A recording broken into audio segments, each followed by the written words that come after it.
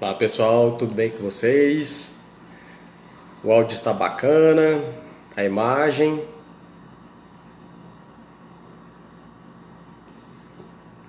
Comentem aí se o áudio estiver ok, a imagem. Enquanto estou aguardando o nosso convidado especial de hoje entrar na live. Daqui a pouco ele já deve estar entrando. Ó, tudo ok, obrigado. Boa tarde também.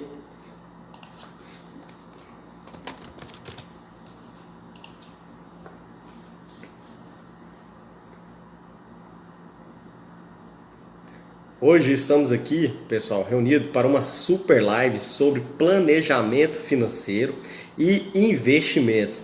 Um tema que é bastante relevante, principalmente em razão do momento em que estamos passando, né?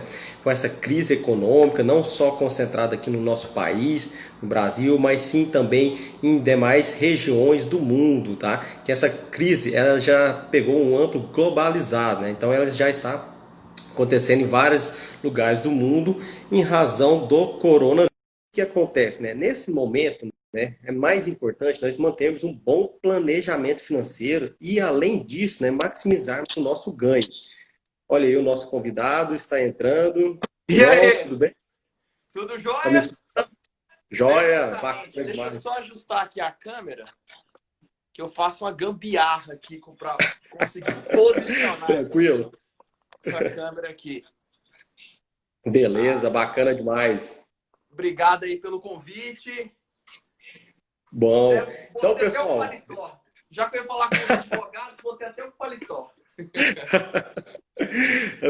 que isso, fique à vontade. Então, pessoal, vou me apresentar bem breve para quem não me conhece, também apresentar o João, né, que é o nosso convidado especial dessa live. Eu sou o Dr. Yuri Valen, sou vice-presidente da Comissão de Direito Empresarial da OAB, advogado, contador, CEO da OTT Contabilidade, sou professor de graduação, pós-graduação, investidor, também possuo um Opa! canal no YouTube chamado Bem a Saber e possuo também, pessoal, algumas obras jurídicas e literárias. Agora o nosso convidado aqui, o João Godin, ele é o CEO da Real Cultura Financeira, ele é planejador financeiro, tá? Economista, engenheiro civil, mestre em gestão financeira e também practitioner em PNL. Estou correto, João? Tá, você esqueceu de falar que eu sou muito bom em fazer risoto, que é a minha grande Ah, especialidade. Isso eu rapaz, não é sei isso se aí, né? você deixa de lado. Deixa o resto de lado e concentra É, o nisso. resto é Engenharia é muito desnecessário. bom. Mas bacana demais. Então, pessoal, o João está aqui hoje para iniciar uma sequência de lives sobre planejamento financeiro e investimentos. Eu acho que esse é um dos assuntos mais importantes da atualidade, em razão de todo esse histórico, né, e desse momento que estamos presenciando desde o início de março, né, quando começou a grande crise mesmo, né, já houve algumas preocupações das empresas em razão dos lockdowns, das quarentenas, e parece que ainda não tem fim. Apesar de já começar a flexibilizar algumas atividades, já vimos retomada de grandes atividades aqui mesmo na nossa capital, em Goiânia, né? Mas ainda assim tem outras que estão amplamente impactadas e que eu não vejo uma solução a curto prazo para elas, como é o caso, por exemplo, do pessoal que está concentrado na área de eventos, até mesmo a academia, né? A educação está sofrendo Turismo. bastante, é isso aí. Então, João, pode iniciar esse assunto. Quais são as suas considerações? O que você acha que a pessoa deve ter de mais importante para iniciar um bom planejamento financeiro? Cara, eu vou ser muito sincero. Essa é uma pergunta comum, por incrível que pareça. Mas tem uma coisa que eu diria que é comum a todas as pessoas que eu acho que é fundamental. Ela tem que querer. Porque tem muitas pessoas que querem querer planejamento, né? Uhum. Eu não as culpo, porque é algo que você não aprende. Você falou aí, economista, nutricionista, ativista.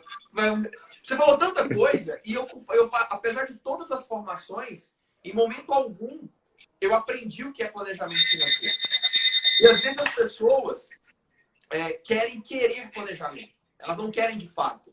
Elas não estão dispostas a se engajarem com a vida financeira de verdade. E por engajar, eu não quero dizer anotar gasto, eu não estou falando de estudar investimento, eu estou falando de olhar para elas com os olhos desnudos de filtros, né? O que eu quero dizer com isso? O que você quer para sua vida? Não. Às vezes a pessoa está num relacionamento vicioso, às vezes a pessoa está num momento que ela não gosta do que faz, está numa carreira que ela não gosta, não mora no lugar que quer. E essa pessoa, muitas vezes, por não olhar para isso, não consegue fazer um planejamento financeiro. Porque planejamento financeiro, antes de mais nada, é planejamento de vida. Quando você olha para essas questões, você tem clareza de que rumo você tem que tomar. E aí, eu até falo para os clientes que é incrível como você aprende sobre investimentos quando você descobre o que realmente importa para você. Muito bacana, João. Eu até comento com alguns colegas também, com alguns clientes, né, que o planejamento financeiro ele está voltado para algumas questões mesmo, nossa, né? Principalmente quanto à questão de sonhos, desejos e Sim. objetivos de vida, como você bem colocou. Às vezes a pessoa está um pouco perdida, né? Ela não sabe o que ela quer, né? Ela não sabe o que ela quer da vida, né? E isso leva muitas vezes a que ela caia em algumas armadilhas, né? Principalmente armadilhas de marketing, e faça um consumo desenfreado, né? Achando que aquele momento de gasto, de consumo, que às vezes ela compra um produto que ela não precisa, né, que não tem essa necessidade, ela vai pegar e tirar um pouco dessa frustração ou desse anseio por ela não saber o seu objetivo de vida, né? Mas eu brinco que é isso, se parte de objetivos, necessidades e sonhos. Eu acho que planejamento financeiro, o pilar de tudo é isso. Onde você quer chegar, né? O que você quer para sua vida, o que você, às vezes, aquela perguntinha clássica, né? Como você se vê daqui 10 anos? Né? Qual patamar de vida você quer estar daqui 10 anos? Exato. Perfeito. Você falou na questão do marketing, aí eu lembrei de um meme que eu vi esses dias, acho que foi hoje que eu vi, do Július, o pai do Cris, do Todo Mundo Odeia o Cris. Ele fala o seguinte: se você vai comprar uma coisa de R$1.000 e tem um desconto de 250, parece um bom desconto, mas não é. Se é uma coisa que você não precisa, se você não tivesse comprado, o desconto seria maior. Isso, você teria economizado mais, né? Nesse caso, economizado mais. Então, João, para o pessoal que ainda que é um pouco desorganizado, vamos dizer assim, no seu planejamento financeiro, né? E sabemos que o número é bem alto mesmo aqui para a nossa população, porque o Brasil não tem esse histórico, como você falou anteriormente, né? Nós não temos esse histórico de estudar sobre educação financeira, até mesmo na questão das graduações, né? E poucas pós-graduações tocam nesse assunto.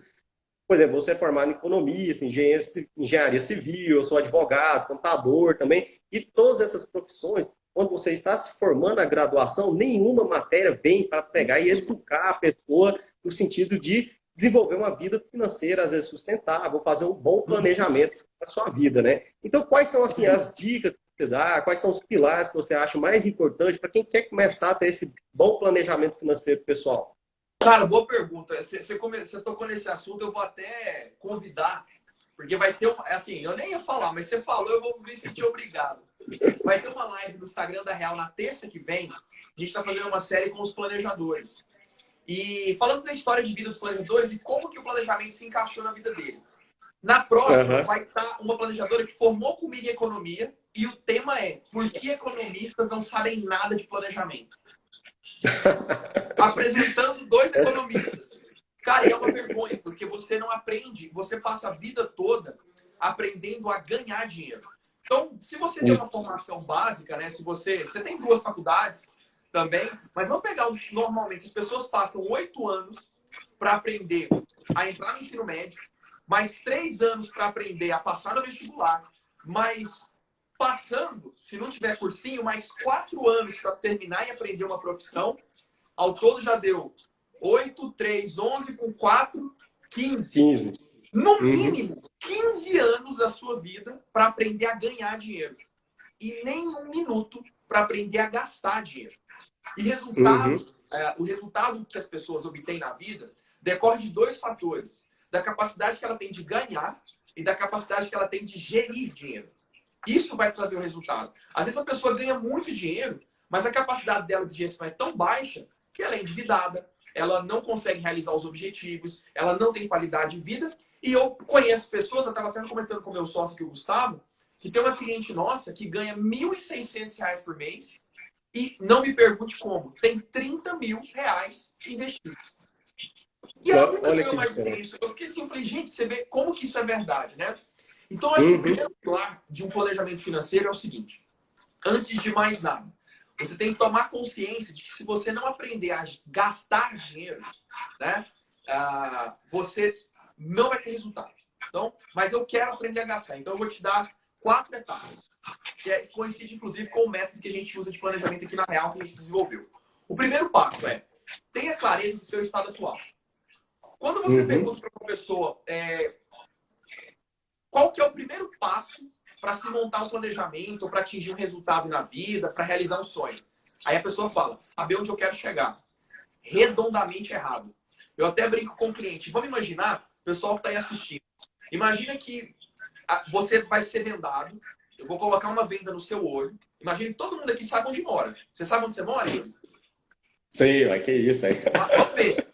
Então a gente vai vendar o seu olho e eu vou pegar, vou te colocar no banco de trás do carro e vou andar 2 horas na GO 060 com destino a qualquer lugar. Vou te soltar no meio do mato, sem celular, tirar a venda e falar, você sabe onde você quer chegar, pode voltar para trás. A pessoa vai ficar igual aquele meme do John Travolta, que ele fica assim. Mas por quê? Porque a pessoa não sabe onde ela está. E esse é o primeiro erro que muitas pessoas cometem na hora de pensar em planejamento. Elas querem começar de onde elas querem chegar. Então a pessoa está mais preocupada com que carreira eu quero ter, ao invés de que carreira eu tenho agora e como que eu posso utilizar isso. A pessoa quer saber aonde eu quero morar, mas, peraí, que tipo de vida eu levo agora? Que tipo de investimento? Para mim, a pior é essa, né? Qual que é o melhor investimento no momento? Tomara que você me faça essa pergunta. Eu tô torcendo aqui. Então, depois que você tem clareza de onde você está, do ponto de vista financeiro, patrimonial, e olhar para isso sem pudor. Se tem problema, tem que ser visto. Feito isso, e aqui vai um ponto também, que é a questão comportamental. Olhar para isso com um olhar, como que eu entendo o dinheiro hoje? Como eu sinto o dinheiro hoje? Como eu penso sobre dinheiro hoje? Fez isso, agora você está pronto para ir para o seu ponto B. Aonde eu quero chegar? É como usar um mapa. Então, beleza, eu cheguei aqui, cara, quais são os meus sonhos? Quais são os meus projetos de vida? Que tipo de carreira eu quero ter? Aonde eu quero morar? Viagem, casar, cirurgia plástica, ter um filho, separar, até planejamento de separação você tem que fazer. Cara, não importa. Aposentadoria, né? Quais são os seus objetivos? Fez isso, você definiu o ponto A, definiu o ponto B, agora você está pronto para traçar o caminho. E esse é outro ponto que as pessoas se confundem muito. Não tem caminho linha reta. Não existe passo 1, passo 2, passo 3. Isso não existe. Eu até falo para cliente. Às vezes o pessoal indica real, cliente nosso indica para outras pessoas, e eu falo isso para aquele jeito. Baixa a sua expectativa, porque eu não tenho fórmula, os 10 segredos do sucesso e da plenitude financeira. Não tenho as 7 fórmulas da felicidade, do enriquecimento. Eu não tenho nada disso. Porque às vezes a pessoa vem com expectativa muito alta. Tem um caminho, mas que não é linha reta, mas que se você traçar e permanecer no caminho, você chega lá. E é nessa hora do caminho que você começa a responder qual investimento eu faço, que estratégia eu uso para sair da dívida. É no caminho. E aí as pessoas já começam, qual que é um bom investimento aí? Né? Já começa com essa pergunta e eu fico assim, é igual eu chegar em você e falar assim, Yuri, faz uma defesa boa aí pra mim. Eu quero que você faça uma peça jurídica boa, um negócio bom. Cara, você vai olhar pra mim e falar assim, você tá doido? O que você quer? Qual que é o seu problema? Qual é o litígio? E é o que o planejador sente quando fala, qual que é o investimento bom? Eu não faço ideia. Eu não sei o que você quer chegar. E aí, por fim, o último passo, que é atuar. Né? Então, você mapear estado atual, almejar estado ideal, traçar um trajeto racional e atuar de forma intencional. Que é você criar um plano e se manter fiel a ele. Então, é aprender a investir os meses, é aprender a tomar decisões melhores, é aprender a se desenvolver hábitos de consumo melhor. Aí você está pronto para ter planejamento financeiro de verdade. Antes disso, é blá, blá, blá, ou motivacional ou discurso de day trader para te vender um curso.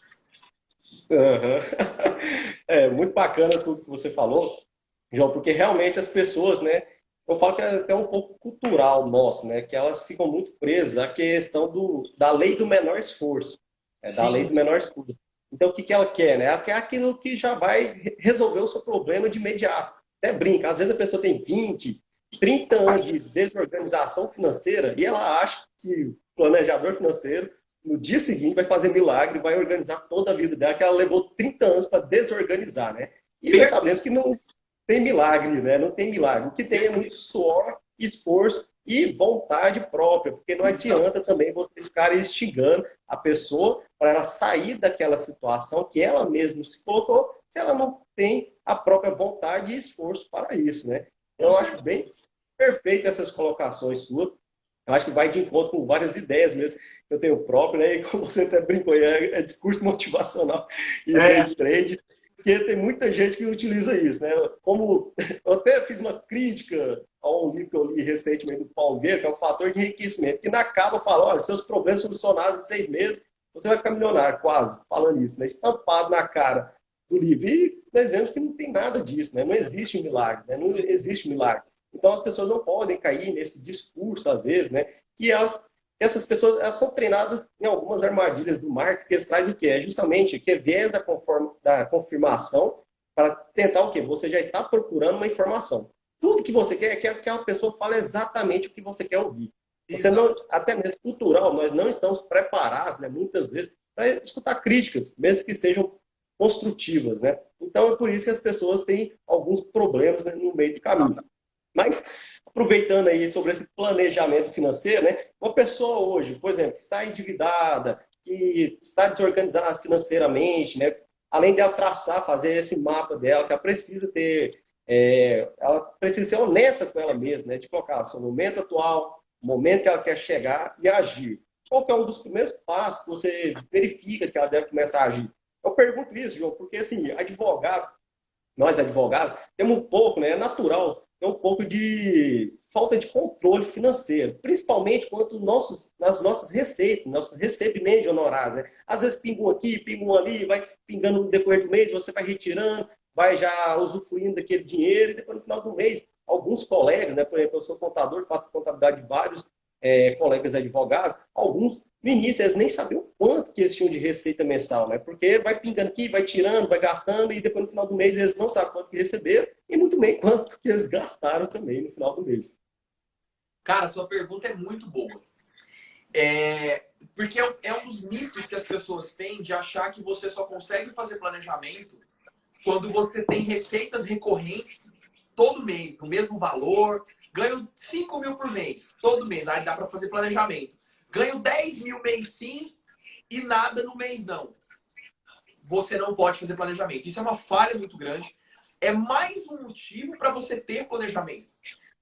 Às Uhum. vezes, quando eventualmente um cliente ou alguma pessoa fala assim para um planejador, não, eu vou resolver esse problema financeiro que eu tenho, quando eu resolver eu te procuro. Eu falei, não, quando você resolver, eu vou te procurar para você me dizer como faz.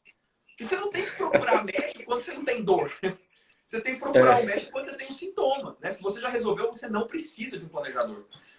Então, quando você tem a receita variável, a melhor coisa a se fazer é o seguinte: balize-se pelo seu gasto. Porque eu tenho Uhum. certeza que o advogado. Aqui eu vou falar assim, em linhas gerais, né? Porque cada caso é um caso. Mas vamos imaginar um advogado, né, que recebe um honorário de sucumbência de 20 mil, e recebe outro de 50, e de vez em quando recebe 2 mil por mês, e fica aquela oscilação. Eu tenho certeza que os seus gastos não oscilam da mesma forma. Então, por Uhum. exemplo, se você tiver um mapeamento claro dos seus gastos, sabendo exatamente quanto você ganha, ou desculpa, quanto você gasta todos os meses, aquela é aquela é a referência do quanto você ganha. Então, se eu gasto 8 mil por mês, todos os meses, e você não tem dívidas, mas você também não tem investimentos, você ganha 8 mil por mês. Entende? A gente tem que pegar, Uhum. analisar o ano, né? Analisar o retrospecto do ano inteiro. Então, balize-se pelo seu gasto. Você vai ter uma clareza muito grande do quanto você ganha. Tá bom? Pega ali os últimos 12 meses. Se você tem dívidas, soma o que você gasta mais o que você paga todos os meses na forma de financiamentos, etc. Tá ali o quanto você ganha. Ou mais, não, eu sou superavitário. Todo mês eu tenho ali uns 3 mil na conta, ou no ano eu consegui juntar 40 mil. Por exemplo, supondo que essa pessoa gasta 5 mil por mês em um ano, então ela ganhou 60 mil. Se ela tem 40 mil na conta, ela ganha 100 mil por ano. Dividido por 12, vai dar 9 mil e alguma coisa. 9 mil? Menos, né? 8 mil e alguma coisa. Então, se a pessoa tem renda variável, a melhor forma de entender o quanto ela ganha é em cima do quanto ela gasta. E aí ela analisar, se eu sou devedor, significa que eu ganho um pouco menos. Se eu sou investidor, significa que eu ganho um pouco mais do que eu ganho. E se eu estou no 0 a 0, não tem erro. É aquilo, o quanto eu gasto, é o quanto eu ganho. Perfeito, eu acho que ficou bem claro para o pessoal aqui. E nós, advogados, temos um pouco dessa dificuldade, geralmente, justamente por causa disso. Tem períodos sazonais, né, das nossas receitas mesmo, até mesmo, por exemplo, que hoje já tem, nós estamos brincando das férias dos advogados, final do ano, que tem um recesso. Além do recesso judiciário, tem também a suspensão dos prazos processuais, né, no final do ano e início de janeiro. E esses períodos também, dezembro, janeiro, geralmente são períodos sazonais para os advogados, porque não tem tanta demanda jurídica para isso. E até mesmo, às vezes, fevereiro, quando tem o carnaval, por isso que todo mundo brinca, né? O Brasil só começa a funcionar pós-carnaval. E eu acho que isso casa bem para a nossa profissão. E esse exemplo que você colocou e essa forma de mensurar, eu acho que vai servir já de uma base para grande parte dos nossos colegas que estão aqui assistindo. Aproveitando isso, né, João? Então, depois que você descobre já mais ou menos o quanto você ganha com base nos seus gastos, como você pode fazer, às vezes, para, por exemplo, pegando o exemplo da pessoa que está no 0 a 0 ou até mesmo está no patamar inferior, né, está devendo, né? Como você faz? Quais são as primeiras iniciativas que você deve fazer para tentar sair desse 0 a 0 ou até mesmo chegar no 0 a 0 se você está com déficit, né, mensal? Yuri, eu vou te devolver uma pergunta. Eu sei que você que está entrevistando, mas eu vou te devolver a pergunta. Você quer a verdade ou que as pessoas querem ouvir? Aqui nós trabalhamos com a verdade aí. Então tá bom, Né, então gente? eu vou falar a verdade. Com a verdade, não é? Então, por favor. Então, vou falar a verdade, então. O primeiro passo é, muitas pessoas, elas querem o como, né? E como eu falei, o primeiro passo é saber onde você está agora, né? Então, a primeira pergunta, que é o que a gente, inclusive, faz aqui na Real para ajudar a pessoa a sair de uma situação de endividamento, é entender como ela pensa sobre dinheiro. Quais são as crenças, os valores, os comportamentos que fizeram ela ter aquele resultado negativo. Porque o que eu acho engraçado é o seguinte, eu vou citar uma metáfora aqui rapidinho para que as pessoas que estão aqui vendo possam entender. A gente tem uma metáfora aqui, que é a metáfora do coqueiro, né? Vamos imaginar o seguinte. Imagina que a gente vai plantar um coqueiro, né? E o coqueiro, até onde eu sei, produz coco, né? E esse coco, a gente planta esse coqueiro, espera crescer. Quando o coco sai ali do pé, produz o fruto, a gente vai tirar, tá seco, não tem água. A gente tira um outro, tá seco, não tem água. Então vamos fazer o seguinte, eu não gostei do resultado desse coqueiro, eu vou tirar todos os cocos secos, vazios, e vou colocar um monte de coco cheio d'água no local e amarrar com silver tape. Um monte de coco ali no coqueiro com silver tape. O que acontece uma semana depois? Provavelmente vão apodrecer e cair. E vai nascer o que no lugar? O mesmo coco sem graça. Então, essa metáfora é para explicar o seguinte. Às vezes a pessoa quer mudar o resultado. Ela se esquece de mudar a estrutura que produz o resultado. Eu poderia aqui dar pelo menos 6 estratégias diferentes para sair do endividamento. Mas a principal que vem antes disso tudo é entender o modelo mental da pessoa sobre o endividamento. Porque todo resultado que você tem na vida decorre das suas ações. Faz sentido, né? E todas as suas ações são fruto dos seus sentimentos e dos seus pensamentos. A forma como você se sente e pensa sobre dinheiro faz com que você age de uma forma A ou B, que vai produzir os resultados A, B, C, D. Enquanto você não revela esse modelo mental, esse padrão de comportamento, essa forma de entender o dinheiro, você não sai do lugar. Vou dar um exemplo. Quando a pessoa tem aquela crença assim, muito enraigada, dinheiro, juntar para quê se não foi eu que espalhei? Não, só se vive agora. Estava até falando com uma amiga minha, eu gosto muito, que ela estava falando o seguinte, sobre como as pessoas hoje não fazem poupança, né? Tudo é efêmero, é só o aqui e agora. E esse pensamento faz com que a pessoa produza a dívida. O problema não é a dívida, é a dor do dente. É quando o cliente, às vezes o paciente está com a dor no dente, não os meus pacientes, né? Você está com a dor de dente, aí você vai no dentista e ele fala, não, vamos fazer o seguinte, vamos tomar um analgésico. Resolveu o problema? Não. Então, vamos tirar a cárie? Resolveu o problema? Não. Porque o que leva a cárie? É o hábito de não escovar os dentes. Então, enquanto a pessoa não muda o comportamento que traz o resultado é o mesmo.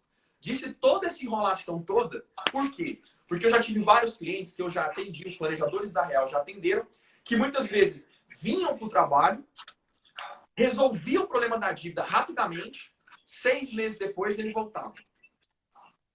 Endividado, afundado. E aí a gente começou a perceber que não fazia sentido a gente tratar a dívida, mas tinha que tratar a pessoa. Pois bem, ciente disso, a gente pode ir para o próximo passo. Existem algumas estratégias que a Real utiliza, a gente tem até um protocolo chamado PQ5+1, que é um protocolo de quitação de 5+1 passos. São formas de você conseguir dinheiro para resolver o problema do endividamento, né? Se a pessoa está no estado de endividamento crônico, ela tem 5 estratégias para adotar. Número 1, ela pode partir para uma liquidação patrimonial, que é vender ativo para poder quitar a dívida. E aqui é engraçado, porque você percebe que ao fazer isso, se a pessoa tiver alguma dificuldade, se tiver alguma dificuldade, procura um profissional para ajudar, para orientar, porque fica mais fácil. Mas se você vai, na maioria dos casos, quando você elimina esse patrimônio, você consegue acumular o mesmo patrimônio mais rápido do que se permanecesse com ele e a dívida. Outra forma, empréstimo entre amigos e parentes. Você pagar uma taxa de juros para o seu colega advogado, que está no dinheiro da poupança, e ele te empresta o dinheiro para você sair da dívida. Por exemplo, a poupança hoje rende mais ou menos 0,21% ao mês. Praticamente nada, né? Tá 70% da Selic, não tá menos de 0,21%. 2,1 ao ano. 2,1% ao ano.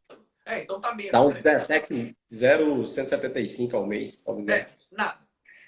E essa pessoa que vai com dinheiro na poupança, ela poderia, por exemplo, emprestar para o Yuri, que está no cheque especial, pagando 8%, não tá não, viu, gente? Eu só estou dando um exemplo. 12% ao mês, e você pode pagar para essa pessoa 1% ao mês. Será 5 vezes mais do que ela ganha na poupança. E será 12 vezes menos do que você paga no cheque especial. Outra forma, você pode aproveitar a sua renda extra, eventuais honorários de sucumbência que cai ali para amortizar dívidas mais caras, né? Outra coisa que você pode fazer, e a principal delas, mudar seu hábito de consumo, enxugar gasto. E por enxugar gasto, a pessoa comete um erro gravíssimo, que é a mesma pessoa que quer fazer dieta e ela quer cortar tudo. Aí ela resolve comer alface e tomar água com gás. De duas, uma. Ou ela morre antes, ou ela vai desistir lá na frente e falar, cara, quer saber? Vou voltar pra coxinha. E quando você trata de uma reeducação orçamentária e não alimentar, é a mesma coisa. Porque você vai, ao invés de cortar itens que te dão prazer, você não vai cortar nada. Você vai tirar excessos, enxugar um pouco de cada item do seu orçamento. E é pouco mesmo. Só que no somatório o impacto é gigantesco. Enxugar gasto dessa forma não tem erro. Qual é a outra que eu sempre me esqueço? Consolidação. É porque eu não lembro aquela hora. Consolidação de dívidas. Consolidação é você pegar, por exemplo, procurar uma forma de juntar várias dívidas mais caras em uma mais barata. E aqui tem uma dica, que aí não tem segredo nenhum, mas tem uma dica que as pessoas às vezes cometem errado. Né? O erro. Ao invés de você preocupar com a taxa de juros, nesse caso, o mais importante é com o número de parcelas. Então, o objetivo não é pagar menos juros nesse momento. Se você conseguir, ótimo. O grande objetivo é reduzir a parcela mensal. Porque se você está endividado com uma dívida de 8% ao mês, pagando 2.500, e você achar uma de 1% ao mês, pagando 2.400, você vai continuar endividado. Seu saldo vai continuar entrando no vermelho todo mês. Então, você alonga esse prazo e parte para uma dívida de R$ 400 por mês. Mesmo que a taxa, se acontecer de ser mais alta, faz sentido. Porque você consegue ajustar o seu orçamento e, eventualmente, fazer alguns aportes para antecipar a quitação dessa dívida mais cara. Bom, e aí tem várias outras dicas, mas eu acho que as principais são essas. Não, muito bacana. João, eu acho que assim, o que falta, né, muito na população brasileira, na família brasileira, né, é em razão do quê? Do orçamento doméstico, né? Muitos não têm orçamento doméstico, né? Eu acho que dos principais pontos para chegar no planejamento financeiro e chegar nessas estratégias, às vezes, de eliminar dívidas ou contrair dívidas mais inteligentes, como você bem citou, por exemplo, se tem algum parente, pegue juros com o parente. Às vezes você consegue pagar juros igual, por exemplo, a taxa CDI, né, que está 2,9% ao ano. Dá mais que a poupança. Então, seu parente já vai achar bom e para você vai ser excelente, que não vai pagar aqueles juros absurdos bancários, né? Então, tem alternativa. E por mais que às vezes você não consiga um parente para emprestar esse dinheiro, também tem alternativas de você verificar, como você bem mencionou, né, de consolidar essas dívidas, às vezes alongar o prazo para reduzir a parcela, porque nesse primeiro momento, né, eu acho que é o fundamental. Porque se você reduz a parcela, você consegue organizar o seu orçamento doméstico, consegue fazer um planejamento do futuro para justamente, em oportunidades, fazer essa antecipação. Ou às vezes, se você mantém um histórico bom de pagamento, aí você às vezes consegue migrar para um outro financiamento, outro empréstimo com uma taxa de juros menores, né? Que hoje é até permitido os bancos fazerem isso, né? Você migrar de um banco para o outro. Então, isso são algumas alternativas, né, que existem para as pessoas. Agora, outro ponto importante que você estava mencionando é que as pessoas chegam aí e não mudam as crenças e tudo. Acho que é bem isso, porque aqui no Brasil nós temos essas crenças bem limitantes, né? Principalmente em razão de dinheiro, como nós já mencionamos anteriormente. Por exemplo, os meus pais nunca conversaram sobre dinheiro comigo, né? Mas eu criei um hábito de poupar, né? Pode-se dizer, desde quando eu era criança, porque eu via meus pais poupando. Mas não foi algo que eles trabalharam, que eles ensinaram, que eles mostraram na prática mesmo como funcionava. Eles incentivaram, né? Mas nunca tiveram aquela conversa aberta de falar, olha, tá vendo? Isso custa tanto, você tem que se planejar para comprar isso. Por exemplo, o orçamento aqui em casa é tanto, esse orçamento é para esses objetivos curto, médio, longo prazo, né? Eu acho que falta um pouco mais de comunicação entre todos nós, né? A nossa família, principalmente, para gerar essa boa cultura, né? E entra até também em um outro fator que eu vejo que acaba influenciando as pessoas, até essa desorganização financeira, que é o contágio social, que tem até algumas pesquisas que falam sobre isso, né? Do contágio social que você, querendo ou não, é influenciado pelo meio que você convive. Então, se você convive com pessoas que são todas desorganizadas, descontroladas financeiramente, você tende a se equiparar com essas pessoas, né? Elas tendem a te puxar para o lado negro da força, pode-se dizer, né? Então, eu vejo que tem esses dois viés, né? A falta de comunicação, de cultura e também esse contágio social que às vezes influencia. Você tem percebido isso, João, desse contágio social, às vezes do meio onde que seus clientes convivem? Porque aqui na advocacia nós temos muito disso, que às vezes nossos clientes, né, eles tentam mensurar o nosso conhecimento, a nossa qualificação técnica através do terno que nós estamos vestindo, Pela do carro estrelinha novo na garagem. em cima do capô do carro, né? Justamente. Então, assim, né, isso acaba impactando em alguns colegas advogados que eles acabam tendo que consumir e até mesmo gastar mais do que podem, justamente para querer manter um pouco mais do padrão, do status, com essa exigência que existe, né, sabendo que existe em alguns clientes específicos. Você vê isso também? Ou eu estou falando abobrinha aqui, estou viajando na maionese? Cara, eu acho assim, principalmente a primeira parte que você falou, eu quero comentar isso também, mas você falou uma parte no começo sobre a influência dos pais, né? E aí, você foi na chave da questão. Como a gente não aprende educação financeira, né, na escola, você traz consigo aquilo que você aprendeu por influência dos pais. E não necessariamente, meu pai nunca parou para me ensinar sobre dinheiro. Mas se eu olho os meus comportamentos hoje, eu percebo muito do meu pai. Porque a criança e o adolescente, ele vai copiando. Ele vai trazendo aquilo para ele. E aí tem duas possibilidades. Se você tem um relacionamento bom com o seu pai ou com a sua mãe, você vai criar o que a gente chama de espelho. O que é o espelho? Você vai repetir o comportamento dele. Quando você não tem um relacionamento bom, você inconscientemente faz o anti-espelho, que é você negar o comportamento. Então vamos imaginar que o meu pai fosse um cara tão duro, mão de vaca, não era, mas vamos supor que fosse mão de vaca, tão duro, E eu tinha aquela sensação de que isso me tirava o prazer. Tipo, eu não podia usufruir da vida, eu não podia... Isso tirava a nossa qualidade de vida, né? Ficar acumulando dinheiro. Quando eu cresço e eu tenho a minha vida financeira, eu vou fazer o anti-espelho. Então é aquela pessoa que dinheiro é para gastar mesmo, vambora. Só que nos dois casos, a pessoa está presa a um comportamento involuntário. Nos dois casos, ela não está como senhor e senhora da própria vida. Ela está só repetindo algo que ela quer, que ela aprendeu ou que ela não quer repetir. Por isso que a educação financeira é tão importante, para trazer para as pessoas outras possibilidades para que ela possa desenvolver uma nova cultura financeira. Né? E aí vai de encontro também o que você falou agora do advogado. Né? E não é só advogado. Por exemplo, eu tenho muitos comentários, nem tanto de cliente, mas de pessoas que conhecem o meu trabalho e falam assim, você já está rico? Eu falo, não. Eu estou ficando. Porque é um processo, demora uns anos.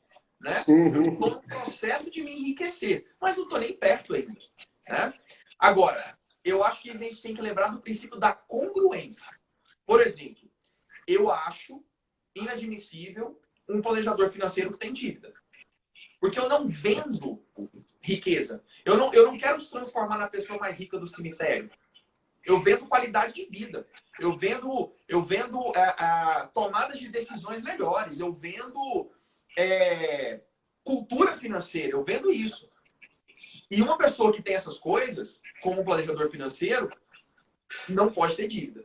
Mas ele não precisa ser rico. Eu não estou te vendendo fórmula para ficar milionário. Né? Agora, aí eu já entro naquela história, né? Você tem o curso de trade, né? Que eu não conheço um day trader que é milionário se não foi através de vender o curso. Né? Eu não conheço nenhum. Mas eu conheço os caras que ficaram bilionários com investimento. E eles não são day traders. Constante. Né? Agora, por exemplo, aí eu posso falar uma besteira. Mas eu acho, por exemplo, que um advogado... eu não contrataria um advogado, por exemplo, para me defender numa causa, sei lá, trabalhista, se ele tivesse processo trabalhista nas costas. Não contrataria um advogado para me defender numa causa criminal se ele estivesse respondendo por homicídio. Por, sei lá, bater na mulher, agressão. Eu não contrataria, eu não acho congruente. Né? Mas, por exemplo, se o advogado está na Mercedes-Benz ou está no, sei lá, no céu tem sacanagem, né? Mas está na Mercedes-Benz ou está no Polo, tanto faz. Agora, é claro que também, é o que eu falo da congruência. Nós vendemos qualidade de vida. Para a maioria das pessoas, andar, às vezes, no carro, num Celta 2002, nem sei se tinha Celta nessa época, que caindo aos pedaços, na maioria dos casos, isso não é qualidade de vida. Né? Um planejador dessa forma também não me parece congruente.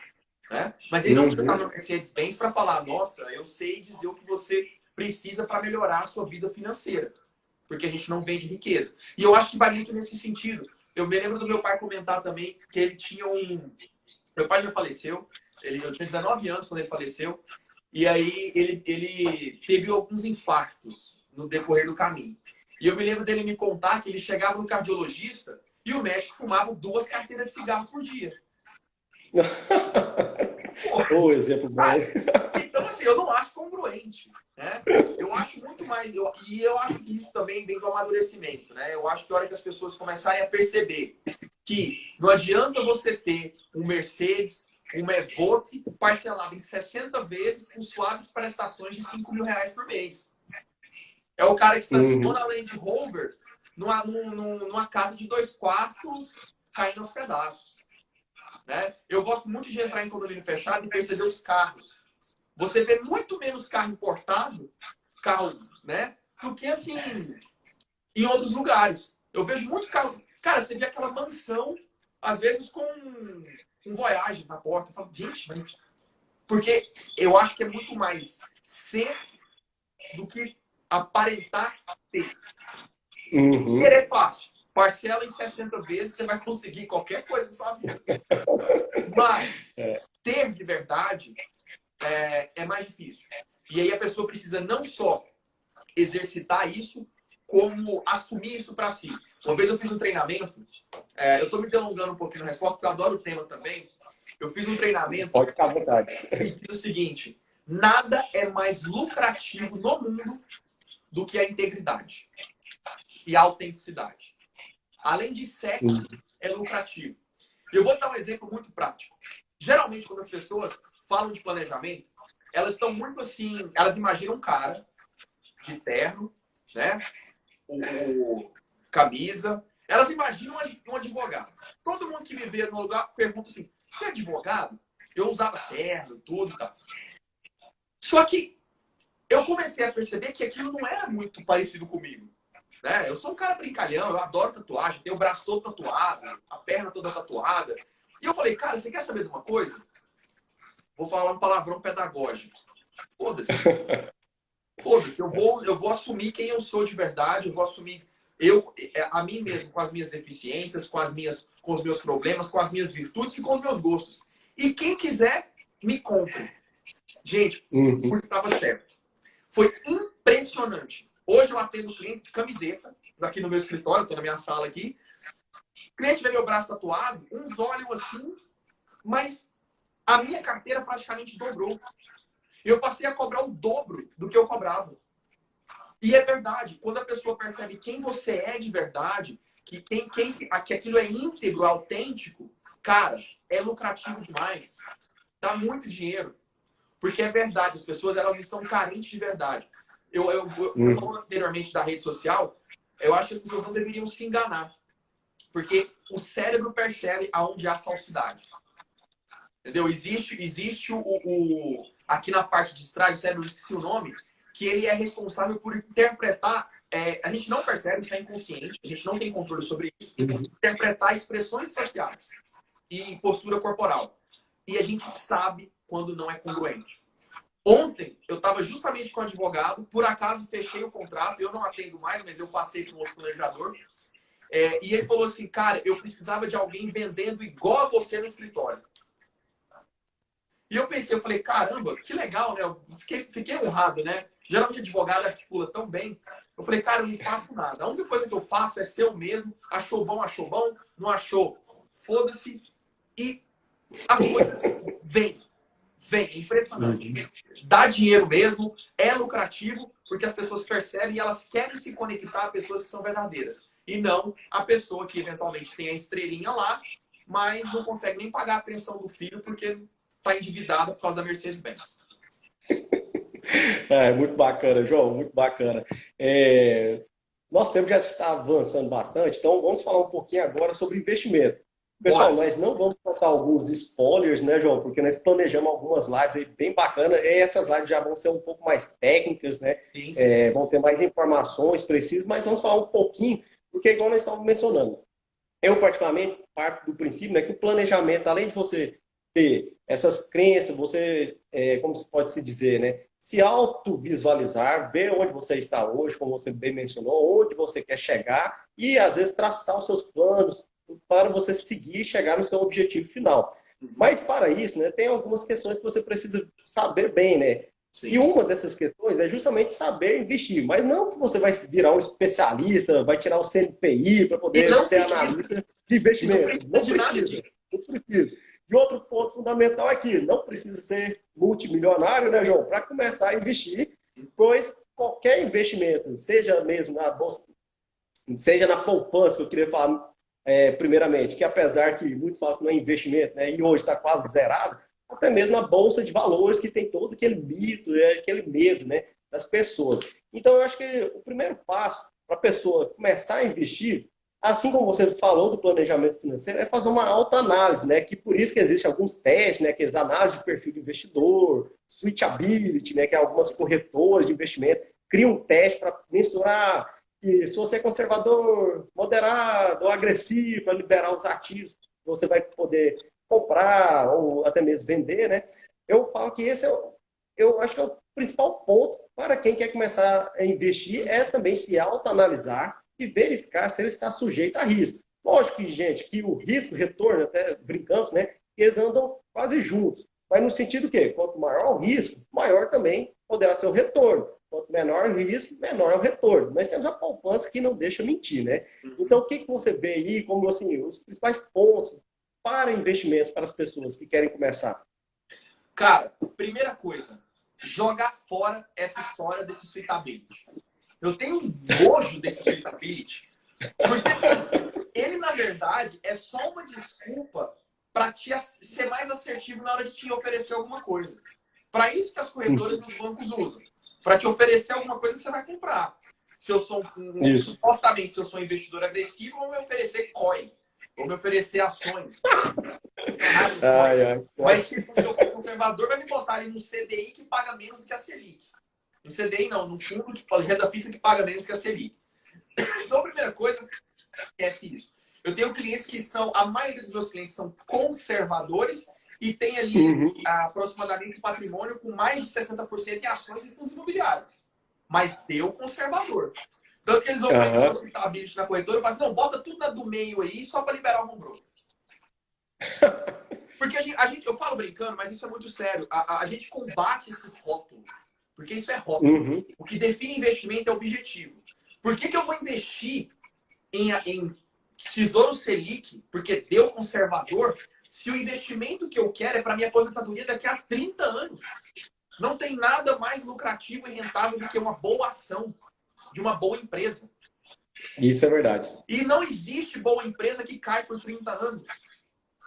O pior momento da economia brasileira foi assim, de queda constante. Se você olhar o gráfico do Ibovespa, que começa ali em 94, o pior momento da economia brasileira foi no governo Dilma, nos 6 anos.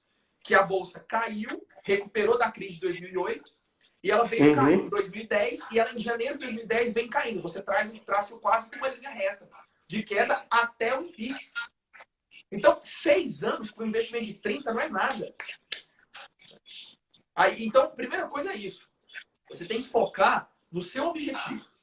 E aí, alinhado a isso, focar no prazo. Né? Porque o prazo vai definir muito. E o risco é relativo, porque risco para curto prazo é totalmente diferente de um risco de longo prazo. São coisas são diametralmente opostos, quase.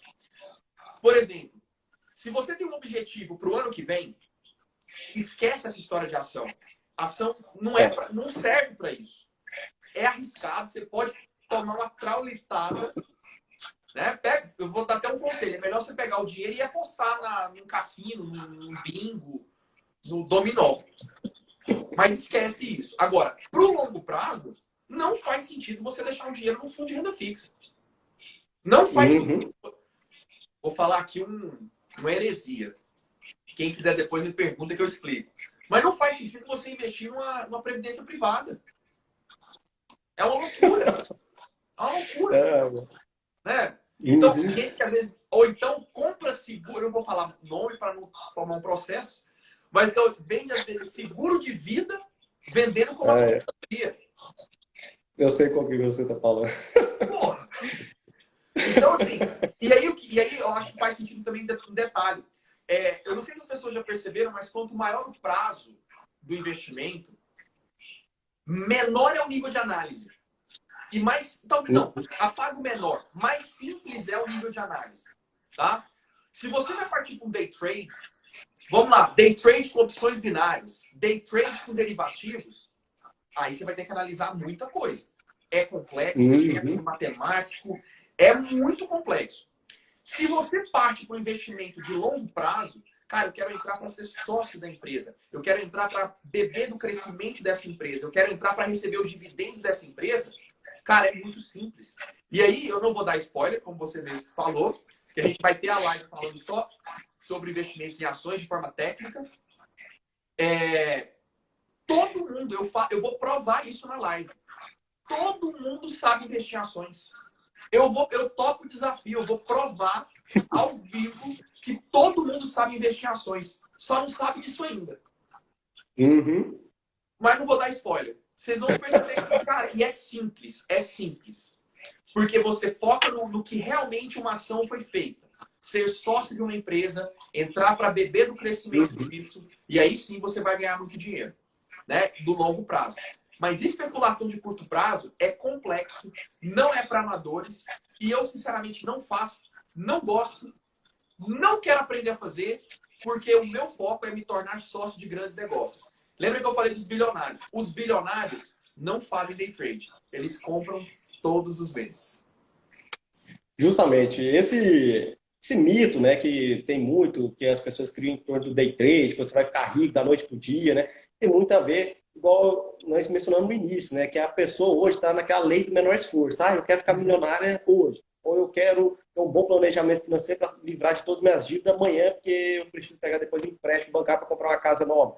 Não, gente, as coisas não funcionam assim. E o day trade, eu também sou um pouco assim, eu não gosto, implicado, implicado com day trade, porque tem estatísticas, mais de 95% das pessoas no Brasil que mexem com day trade quebram. Eu tenho vários exemplos mesmo, pessoal, vários colegas que são investidores também, todos que mexeram com day trade perderam dinheiro. Eu tenho um cliente que nós fazemos a declaração de imposto de renda anual, nós somos especialistas para investidores na declaração de imposto de renda da pessoa física. Todos que nós fizemos a declaração, todos tomaram ré no day trade. Tá? Não vi ninguém ainda que me prove e falou assim, ó, Yuri, ganhei dinheiro no day trade. Aí eles ficam com aqueles mitos, né? Ah, mas eu tenho pouco, eu não posso colocar, por exemplo, nessa mentalidade de partnership que você está falando. Né? Eu quero comprar uma ação porque ela é uma boa companhia, ela está, às vezes, crescendo, ou é uma blue chip, que ela é mais estável, né? Eu quero usufruir desse crescimento para daqui a 30 anos, que é quando eu vou colher minha aposentadoria. Né? Enquanto...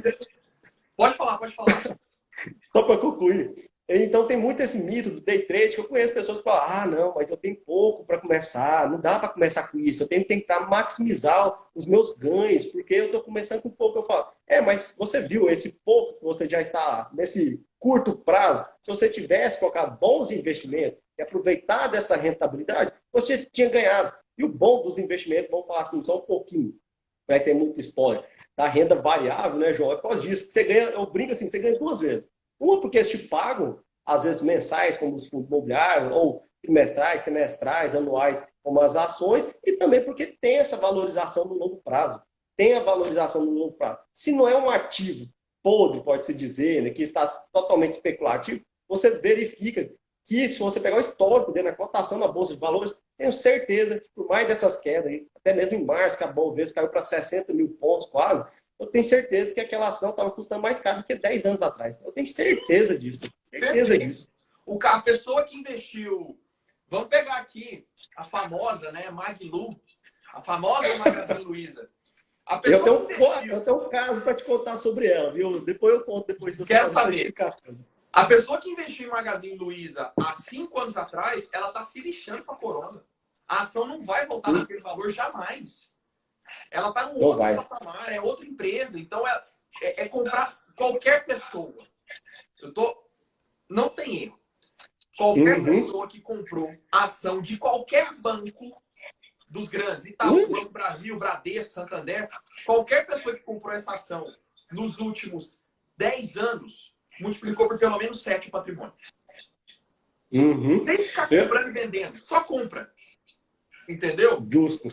E aí, uma coisa, o que eu acho que o grande vício do day trade é as pessoas, é aquele mal, é você se preocupar com o melhor investimento e não se tornar o melhor investidor. E por melhor investidor, não tem nada a ver com conhecimento que você tem e outra pessoa não tem. Tem a ver com o hábito, a disciplina, a resiliência e a sequência. Porque eu tenho vários clientes que na época do Corona, que a Bolsa bateu 62, gente que fez aporte de quase 1 milhão, que a gente tem clientes que ganham bem menos, mas tem clientes que ganham muito dinheiro. E gente que fez um aporte de 1 milhão de todo o patrimônio com a Bolsa a 115 mil pontos, Corona. Daí, eu particularmente... Comprou mais. Comprou mais, porque ele entendeu a lógica. A Bolsa já está 90. Então, é isso. É você ser fiel à sua estratégia. Se preocupar menos com o melhor investimento e mais com se tornar o melhor investidor. Se preocupar menos com o preço da ação do que com o valor da empresa. Que é ali onde está realmente o que traz solidez, o que traz patrimônio. Aproveitando, eu vou contar o caso que eu estava mencionando da Magalu, que aqui no escritório nós temos um cliente que ele pegou, né, a própria Magalu, naquela época de recuperação judicial, que ela estava quase com o mesmo preço que a hoje, está hoje. Aham. Só um minuto que tem alguém ligando uma hora dessa aqui. Mas, enfim, ele comprou, na época, né, a Magazine Luiza estava sendo negociada quase que o preço que a hoje está hoje, gente. Ele comprou, acho que em torno de R$ 1,50, me falha a memória do valor exato. Mas o que acontece? Ele colocou R$ 100 mil na Magalu. Tenta fazer os cálculos, João. R$ 100 mil a R$ 1,50. Peraí, deixa Mas eu o só que falar uma coisa. acontece? Só um detalhe, só um detalhe. Vou falar. Coincidentemente ou não, eu fiz essa conta com esse valor com o advogado ontem na reunião. Foi? R$ 100 mil no auge da recuperação judicial. Continua, depois eu vou contar o resultado. Aí o que acontece? Ele fez esse aporte, porque ele é advogado, né? Eu vou falar, ele é advogado também, essa pessoa. Ele estudou o caso de recuperação judicial, viu que tinha viabilidade, então ele fez um aporte mais fundamentalista, né? Não através de números, análise gráfica, mas ele fez uma análise mais fundamentalista, viu que era um bom investimento, aproveitou e fez esse aporte.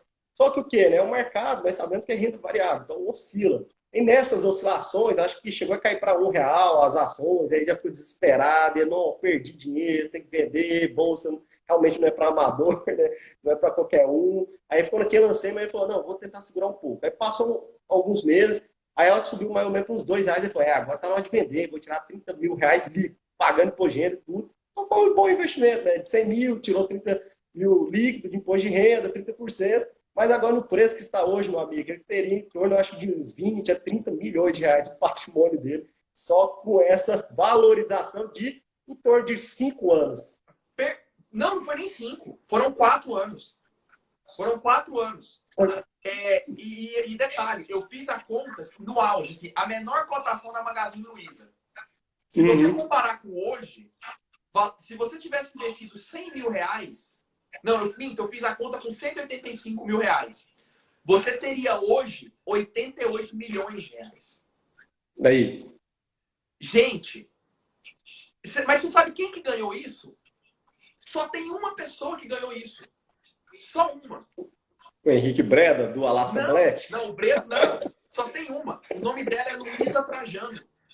É a dona. Porque é a única pessoa que estava nesse período todo focada no longo prazo. Ela não está preocupada com quanto estão precificando a ação da empresa dela. Ela está preocupada com o crescimento e com a estratégia da empresa. E por estar fiel a isso, desde quando a ação abriu, fez o IPO, que ela caiu por 6 anos seguidos, ela caiu 6 anos, ela saiu de R$ 18 e bateu R$ 1 real e alguma coisinha, 6 anos vendo o patrimônio dissolver, depois recuperou e agora multiplicou por 488 vezes. Moral da história, ela foi a única que ganhou. Porque a pessoa que entra preocupada com o curto prazo, ela vê lá, nossa, comprei a 1, tá a 2, vou vender 100%? Perfeito, não tem lugar nenhum que tá 100%. Mas hoje, R$ 67. Então, visão de longo prazo, disciplina, foco na estratégia e na empresa, no valor do ativo. Mas isso eu vou falar bastante na nossa live sobre ações. Deixar para depois. Isso aí. Então, eu já vou aproveitar que o nosso tempo já está aqui no limite, pessoal. Eu quero agradecer a sua participação, João. Acho que ficou bem esclarecedor para o pessoal. Tem só algumas perguntas aqui para nós responder, que nós temos 40 segundos. Então, vou tentar responder aqui em 10. Tem o professor Léo Aquino que pergunta, comprar com o direito de receber dividendos? Eu acho que é uma boa estratégia e nós vamos abordar depois de uma live mais específica. O Felipe fala, sei que não é investimento, mas dentro de um planejamento financeiro a longo prazo não seria interessante ter um seguro de vida e invalidez? Olha, Felipe, eu acho que o João às vezes vai concordar comigo que depende dos casos, né, João? Eu acho que assim, para profissional liberal, depende, às vezes, por exemplo, você é o provedor da família e advogado é muito profissional liberal, então às vezes não tem nem a previdência, né? Não tem nenhum outro tipo de investimento, pode ser interessante para você resguardar a sua família, para amparar naquele momento que faltar o provedor. Né? Agora, se você tem outras alternativas, eu não vejo tão interessante assim. Aí nós vamos falar em umas lives mais específicas. João, 10 segundos, João, para encerrar a live. Pessoal, muito obrigado. Primeira live que eu fico, nunca não reduziu uma pessoa do